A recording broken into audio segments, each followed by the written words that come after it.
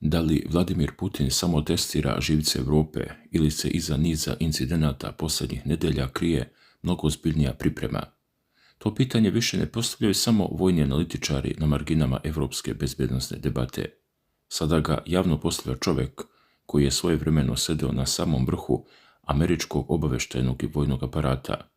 Leon Panetta, bivši direktor CIA i bivši američki ministar odbrane, u razgovoru za nemački Bild nije isključio mogućnost ruske vojne akcije čak ni na teritoriji Njemačke. To je izuzetno ozbiljna tvrdnja. Ne zato što Panetta tvrdi da je odluka o napadu već doneta. On to nije rekao. Ne postoji javno predstavljen dokaz da je Moskva donijela odluku da napade Njemačku, ali njegova poruka je drugačija i možda još važnija. Putin, prema njegovoj procjeni, pokušava da utvrdi koliko je NATO zaista spreman da odgovori kada pritisak pređe sa reči na konkretne incidente. A kada se Panettino upozorenje stavi pored drugih informacija koje su se pojavile posljednjih dana od njemačkog jačanja obavještajnih službi preko priče o novim ruskim bazama za dronove do upozorenja o mogućem testiranju NATO-a na Baltiku i Putinovih prijetnji evropskim brodovima, dobija se mnogo šira slika. Europa pokušava da odgovori na pitanje koje je do nedavno izgledalo gotovo nezamislivo. Šta ako sljedeća velika rusko-zapadna kriza ne počne u Ukrajini? I još važnije, šta ako njen prvi cilj ne bude osvajanje velike teritorije, nego provjera da li NATO još uvijek funkcioniše? Panetta je za Bild krenuo upravo od toga. Njegova procjena je da Rusija sistematski ispituje evropsku odbranu. Bivši direktor CIA navodi niz događaja koji su posljednjih mjeseci podigli nivo zabrinutosti u Europi, incidente sa dronovima, događaju u Poljskoj i Rumuniji, kršenja vazdušnog prostora u Baltičkom regionu i posebno slučaj na aerodromu Leipzig-Halle. Za Panettu ti događaji nisu nešto što NATO može jednostavno da posmatra izolovano. Njegova ključna poruka glasi: Rusija će nastaviti da pokušava da testira odbranu saveza, to je realnost, ali onda dolazi možda najvažniji deo njegovog upozorenja. Prema Panetti, Putin želi da sazna da li će Sjedinjene Američke Države i NATO zaista poštovati član 5, to je srce čitave priče. Član 5 predstavlja princip kolektivne odbrane NATO-a. Napad na jednu članicu smatra se napadom na sve. Na papiru je to jedna od najmoćnijih bezbednosnih garancija na svijetu. Problem nastaje ako protivnik počne da se pita šta bi se dogodilo u stvarnosti, da li bi sve članice reagovale, koliko brzo, da li bi Washington bio spreman da rizikuje direktan sukob sa nuklearnom silom zbog ograničenog incidenta na istočnom krilu. A šta ako napad izgleda kao klasična invazija? Šta ako se radi o sabotaži, dronovima, sajber operaciji ili malom vojnom upadu čije poreklo prvih nekoliko sati nije potpuno jasno? Upravo u toj sivoj zoni Panetta vidi najveću opasnost. Panetta smatra da Putin pažljivo posmatra političke odnose unutar NATO-a, posebno odnose između američkog predsjednika Donalda Trumpa i evropskih saveznika. Njegova tvrdnja je vrlo jednostavna. Putin reaguje na slabost. Ako Moskva zaključi da između SAD-a i Europe postoje ozbiljne pukotine, prema Panettinoj procjeni iskušenje za dodatne provokacije postaje veće. On smatra da Zapad zato mora unaprijed povući jasne crvene linije i pokazati da vojna akcija protiv evropskih država neće biti tolerisana, ali upravo tu dolazimo do problema. Jer dok Panetta upozorava na rusko testiranje NATO-a, sama Njemačka praktično priznaje da se njeno bezbednosno okruženje dramatično promijenilo i odgovor Berlina je bio veoma zanimljiv. Njemačka želi da svojim obavještajcima da ovlašćenja kakva decenijama nisu imali. Njemačka menja pravila. Politiko je objavio da vlada kancelara Merza radi na velikoj reformi njemačke spoljne obavještajne službe BND. To nije mala administrativna promjena. Ako reforma prođe parlament, BND bi mogao dobiti mogućnost mnogo aktivnijeg delovanja protiv spoljnih prijetnji. Prema predlogu, njemački obavještajci mogli bi da dobiju šira ovlašćenja za ofanzivne sajber operacije, aktivne mere i određene oblike sabotaže usmjerene protiv infrastrukture koja predstavlja direktnu prijetnju Njemačkoj. To bi predstavljalo veliki zaokret u njemačkoj poslijeratnoj bezbednosnoj kulturi. Nemačke obavještajne službe decenijama su funkcionisale pod veoma strogim ograničenjima upravo zbog istorijskog iskustva zemlje. Sada Berlin praktično govori: bezbednosno okruženje više nije isto. Ministar unutrašnjih poslova Alexander Dobrindt rekao je da je Njemačka svakodnevno meta špijunaže, sabotaže, sajber napada i tajnih operacija stranih sila. Njegova poruka je da njemačke službe više ne mogu samo da posmatraju i prikupljaju informacije, moraju dobiti mogućnost da aktivno odgovore, i onda se dogodio incident u Leipzigu. Na aerodromu Leipzig-Halle pronađen je dron povezan sa eksplozivnom napravom u blizini ukrajinskog transportnog aviona Antonov, koji se koristi za prevoz vojnog tereta. Istraga o odgovornosti prema materijalu koji je objavljen još nije završena. To je veoma važno. Njemačka nije javno dokazala da iza incidenta stoji Rusija. Dobrindt također nije direktno optužio Moskvu, ali je rekao da je očigledna hibridna prijetnja i da takve operacije uglavnom nisu delo amatera, već se često povezuju sa stranim državama.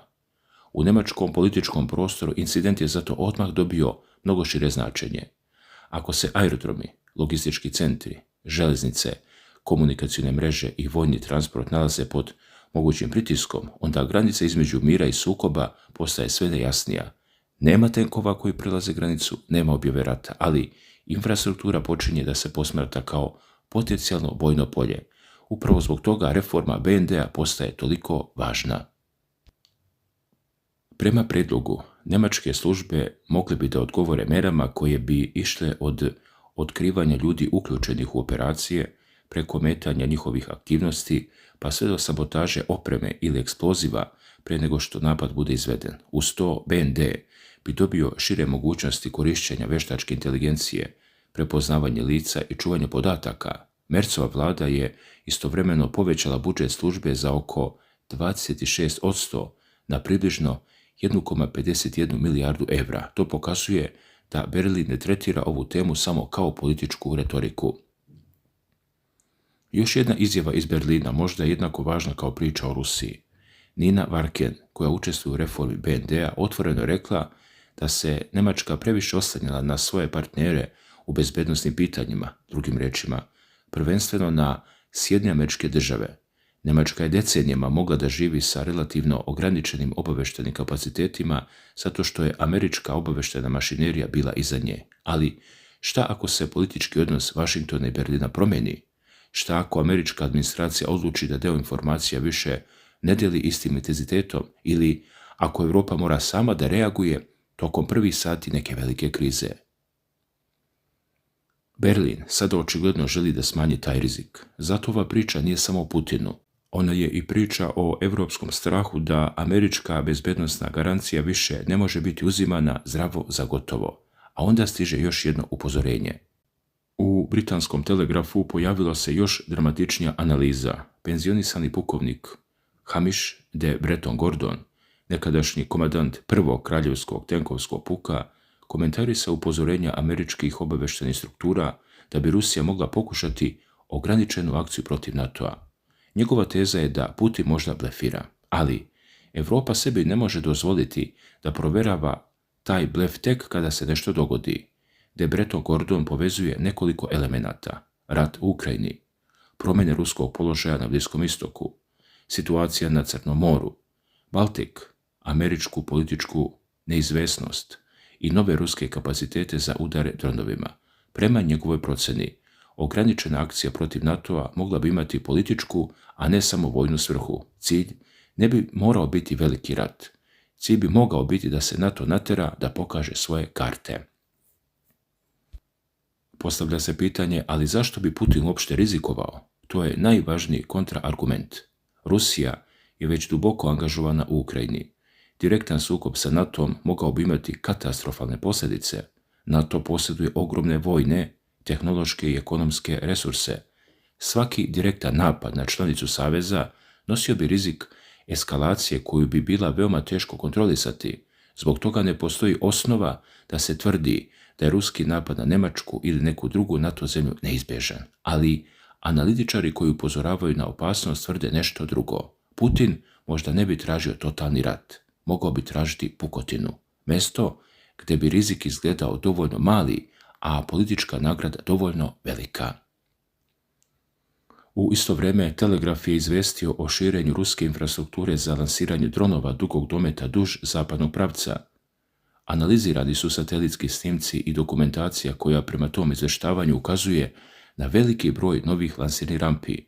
Pojedine nove verzije dronova porodice Geran navodno imaju domet koji omogućava gađanje ciljeva mnogo dalje od ukrajinskog fronta. Varšava se prema toj analizi nalazi unutar mogućeg dometa sa određenih lokacija, ali ovdje mora biti jasno rečeno, domet oružja nije dokaz namere da ono bude upotrebljeno protiv NATO-a.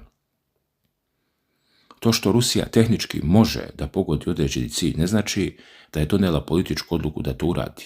I sami autori tih analiza naglašavaju da nema dokaza da Moskva priprema napad na Varšavu. Ipak, NATO planeri ne mogu ignorisati sposobnosti, jer vojno planiranje ne zasniva se samo na tome šta protivnik danas govori da želi. Planira se i priprema onome što protivnik može da uradi ako se politička odluka sutra promeni. A onda se evropsko-rusko nadmetanje seli na potpuno drugi teren, more. Evropske zemlje sve agresivnije pokušavaju da ograniče aktivnosti ruske takozvane flote u senci, mreže tankera i trgovačkih brodova povezane sa transportom ruske nafte i zaobilaženjem sankcija. Velika Britanija i Francuska već su sprovodile operacije protiv takvih plovila. Početkom avgusta u operaciji na Mediteranu učestvovala je i misija predvođena Italijom. Putinov odgovor bio je veoma oštar. Sa palube raketne krstarice Varijag, tokom ruskih vojnih aktivnosti na Pacifiku, Putin je takve akcije nazvao piraterijom i otvorenom pljačkom, a zatim je poručio da će Rusija odgovoriti istom merom. Posebno odjeknuo zadatak. Odgovor ne mora doći na istom mestu, može doći tamo gdje Moskva smatra prikladnim. Drugim rečima, ako ruski brod bude zaustavljen u jednom moru, ruski odgovor teoretski ne mora biti ograničen na isti region. To značajno proširuje prostor potencijalnog sukoba. A Medvedev ide još dalje. Zamjenik predsjednika Savjeta bezbednosti Rusije otišao je korak dalje. Prema prenetim navodima, tvrdio je da Moskva ima pravo da napada trgovačke brodove koji prevoze robu neprijatelju čak i kada se nalaze u neutralnim vodama. Admiral Viktor Liina također govori o mogućnosti ruskih inspekcija brodova kojima upravljaju evropske kompanije, čak i ako plove pod zastavama trećih zemalja. Ako se takva retorika pretvori u praksu, Evropa dobija još jedno potencijalno žarište. Baltik, Crno more, Mediteran, pa čak i Indo-Pacifik. Zato Putinova poruka sa Varijaga nije prošla nezapaženo. U međuvremenu Iran dodatno komplikuje američku poziciju. Panetta je u intervjuu za Bild otvorio još jednu temu koja na prvi pogled nema direktne veze sa Njemačkom, Iran, ali zapravo ima. Panetta smatra da su Sjedinjene Američke Države u sukob sa Iranom ušle bez dovoljno jasnog krajnjeg cilja. Prema njegovim rečima, obe strane su sada praktično zaglavljene. Iran zadržava ogromnu stratešku polugu, Ormuski Moreus. Kroz taj prolaz ide veliki deo svjetskog energetskog transporta. Ako bi Teheran ozbiljno ugrozio prolaz, posljedice bi se vrlo brzo osjetile daleko izvan Bliskog istoka. Panetta koristi veoma dramatičnu sliku i kaže da Iran preko Ormuza praktično može držati pištolj na čelu Sjedinjenim Američkim Državama tokom pregovora, ali za Europu je važni drugi deo. Američki vojni resursi nisu beskonačni. Panetta upozorava da su američke zalihe sistema i presretača Patriot, THAAD i drugih sredstava protivvazdušne odbrane pod velikim pritiskom. Amerika istovremeno mora razmišljati o Ukrajini, Bliskom istoku, Europi, Pacifiku i sopstvenoj teritoriji. Ako su američke zalihe rastegnute između nekoliko kriznih zona, protivnici Vašingtona to pažljivo prate. Panetta posebno navodi Rusiju i Kinu kao sile koje bi mogle pokušati da iskoriste američku ranjivost. To ponovo vraća priču na Njemačku. Ako Vašington mora birati gdje šalje svoje najvrednije sisteme, koliko Europa može računati na automatsku američku moć, Berlin očigledno ne želi da čeka odgovor. Zato jača BND, zato povećava budžet, zato traži veće evropske sposobnosti. I zašto se onda u naslovima pojavljuje baš Njemačka? Zato što Njemačka nije samo još jedna europska država, ona je logističko srce velikog dela NATO operacija u Europi. Američke snage koriste njemačku infrastrukturu, vojni transport prolazi kroz zemlju, aerodromi, železnice, skladišta i komandne strukture imaju ogromnu stratešku vrednost. Ako želite da usporite sposobnost NATO-a da prebaci snage na istoku, ne morate nužno napasti front. Možete pokušati da poremetite pozadinu, zato incident poput onog u Leipzigu izaziva toliko pažnje. Jedan dron sam po sebi ne menja odnos snaga, ali pitanje koje otvara jeste ogromno. Koliko je europska logistička infrastruktura zaštićena? Kada ljudi čuju rečenicu Rusija napada Njemačku, zamišljaju tenkove koji idu prema Berlinu. To je možda najmanje verovatan početak bilo kakvog potencijalnog sukoba. Mnogo realističniji oblik eskalacije bio bi niz događaja čija povezanost u početku nije potpuno jasna. Dron, eksplozija, sajber napad, prekid železničkog saobraćaja, problem na vojnom aerodromu, nestanak komunikacija, incident na Baltiku, zaustavljanje trgovačkog broda, upad u vazdušni prostor. Tek kasnije bi se postavilo pitanje da li su svi ti događaji deo iste operacije. Upravo zato evropske države ulažu sve više u obaveštene službe, ne samo da bi znale ko ima koliko tenkova, nego da bi što ranije otkrile obrazac. Ali postoji i druga strana priče. Sve ove tvrdnje dolaze uglavnom iz zapadnih političkih, obaveštenih i analitičkih krugova. Moskva godinama odbacuje tvrdnje da namerava da napadne NATO i predstavlja širenje zapadnih vojnih struktura prema ruskim granicama kao pretnju sopstvenoj bezbednosti. Ruski zvaničnici tvrde da NATO koristi strah od Rusije kako bi opravdao povećanje vojnih budžeta i jačanje prisustva na istoku Europe, i to je deo ove spirale. NATO kaže da se naoružava zbog Rusije. Rusija kaže da se naoružava zbog NATO-a. NATO raspoređuje dodatne snage jer Rusija povećava sposobnosti. Rusija povećava sposobnosti jer NATO raspoređuje snage. Problem nastaje kada obe strane počnu da tumače defanzivne poteze druge strane kao pripremu za napad. Tada jedna pogrešna procena može biti dovoljna. Dragi gledaoci, i za sami kraj najvažnije pitanje ove priče. Ako jednoga dana NATO zaista bude testiran, da li će sve članice reagovati onako kako danas obećavaju? Napišite šta mislite. Hvala na pažnji i svako dobro.